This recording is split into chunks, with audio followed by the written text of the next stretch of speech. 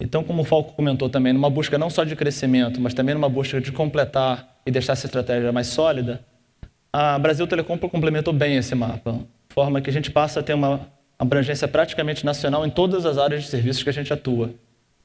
Com a Móvel entrando em São Paulo, a gente completou o footprint nacional, telefonia fixa basicamente nacional, no território nacional inteiro, banda larga, seja ela fixa e móvel, com a mobilidade, a gente também completa o território nacional, e TV por assinatura, no processo de até o final do ano, a gente também cobriu o território nacional. Então, no final desse processo, a gente passa a ter uma empresa convergente e com cobertura no Brasil inteiro. E a gente vai falar um pouquinho de escala, obviamente um atributo importante nessa busca. Bem, então, o primeiro pano de fundo fechando essa primeira parte, o Brasil é um mercado muito relevante, muito competitivo, convergência era uma aposta de diferencial e que a gente teve muitas respostas de mercado e de resultados que corroboram essa premissa. E a gente vai continuar construindo em cima dela. Segunda parte agora, eu vou comentar sobre o que a gente chama de campos de batalha. É uma boa metáfora para um mercado competitivo como o nosso, para entender quais são as dinâmicas competitivas e quais são as estratégias em cima dessas dinâmicas competitivas. A gente enxerga hoje que existem, primordialmente nesse setor de telecomunicações moderno, 3 campos de batalha. O primeiro campo de batalha é em cima do que a gente chama da mobilidade, ou seja, o celular, em outras palavras. Esse é um campo de batalha pessoal. Diferente do telefone fixo ou mesmo da banda larga, que é um serviço primordialmente da casa, o telefone celular ele é um serviço mais pessoal, onde você tem que quase que conseguir a preferência de cada membro de uma família ou de cada pessoa. Esse é um campo de batalha que ele é galgado em cima de 4 blocos. O tradicional, que é a voz móvel, que basicamente deu origem ao próprio segmento de telefonia móvel.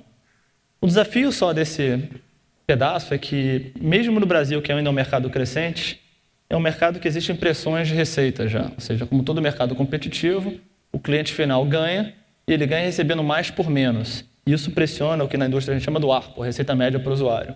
Então, independente de Oi ou de qualquer um dos nossos concorrentes, essa é uma realidade do mercado que amadurece. O que compensa, de certa forma, esse vetor que pressiona um pouco, é que você tem 3 mudanças ou 3 vetores que estão trazendo dinamismo nessa primeira batalha. Os chamados dados móveis, efetivamente o mundo de dados, que começou mais no mundo fixo, ele tem crescido muito no mundo móvel e tem sido um dos vetores de crescimento para manter a indústria móvel crescendo.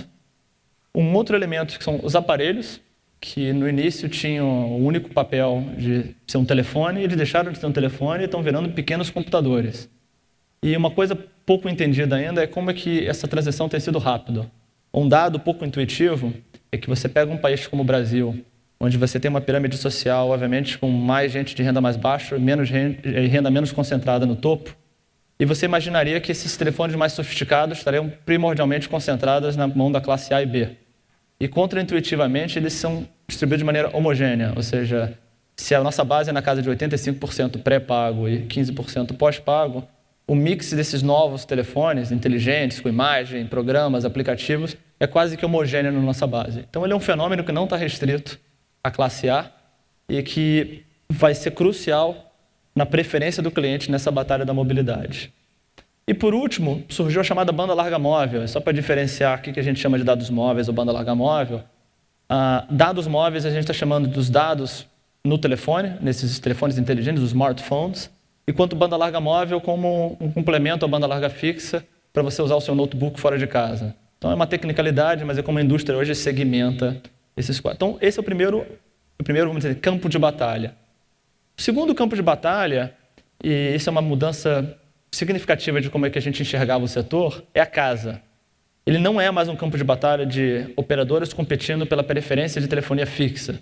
Ele não é mais um campo de batalha de operadoras competindo pela preferência da banda larga. E sucessivamente na TV. Ele cada vez mais é um campo de batalha do provedor de serviço lutando para ter preferência da residência. Porque nesse processo de convergência, se começou a ver que tinha muita sinergia de oferecer esses 3 serviços de maneira unificada. Você tem um custo de aquisição uma vez só e você tem um nível de integração alto desses serviços. Então, uma empresa bem-sucedida nesse ambiente, ela, mais do que ter individualmente boas ofertas, ela tem que saber compor essas ofertas nas diferentes degraus da pirâmide social brasileira, de forma que ela seja sempre a melhor oferta para esses diferentes segmentos. Então, é uma batalha pela preferência da casa.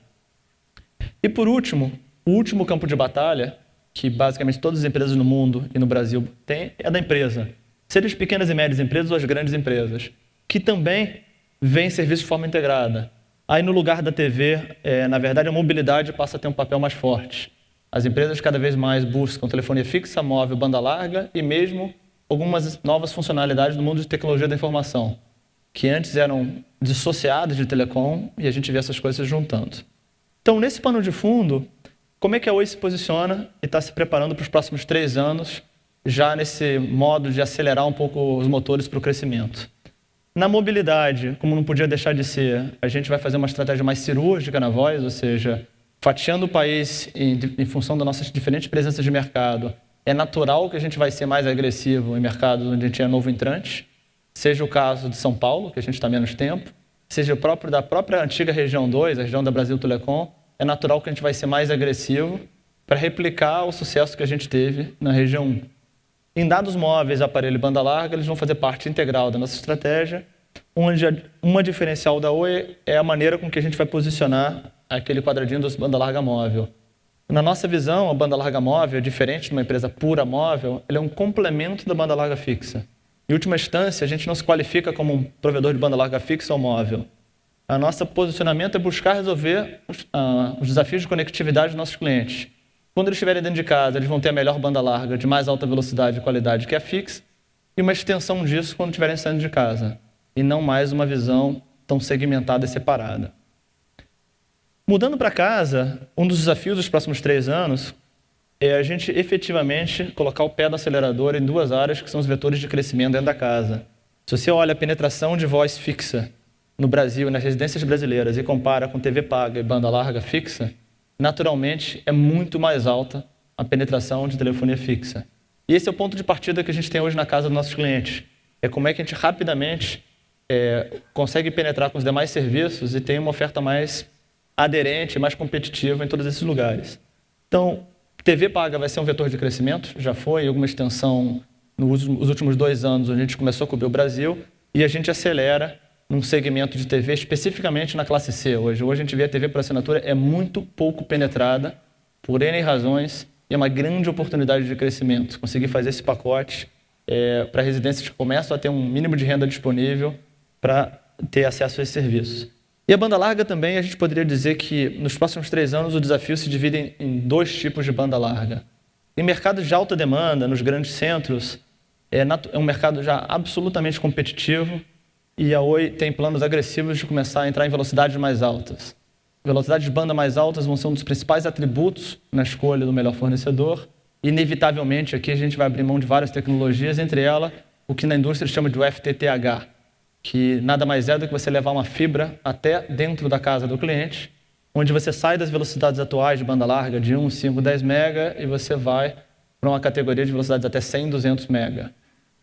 O que pode parecer um pouco futurista hoje, mas é verdade, as aplicações estão evoluindo muito rápido, e para se ter o domínio de uma casa de alto padrão dentro do Brasil, o cliente brasileiro ele é tão demandante como um cliente americano ou de qualquer outro país de primeiro mundo. Então isso é essencial nessa visão dos próximos 3 anos.